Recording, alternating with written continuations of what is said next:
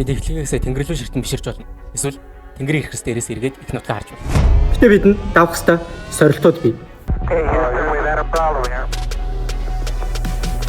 Гайхамшигтай сансрыг эзэнсэн соёл иргэншил өөрөө ирчдэггүй. Түүнийг ямар нэгэн чимээгүй бадрууд итгэж байдаг. Үүтэндээ сансрын өсөлтөнд хүн төрөлхтөн 300-аад эрхлэг бадрыг саалцсан. Үүнээс 90% нь дэлхийн агаар мандал аймаг өргөсөн боيو гол асуудал нь хөөрөх болон газар туйд хэн хослож байгаа. Шалтгаан нь бидэнд сурах, судлах, суур болсон сурах бичиг өмнөх үеэс суралцах алдаанууд байгаа. Бид зогсолгүйгээр урагшиж алдаануудаас суралцсан сансрыг эзэнсэн соёл иргэншил болохоор зорилго тавьсан.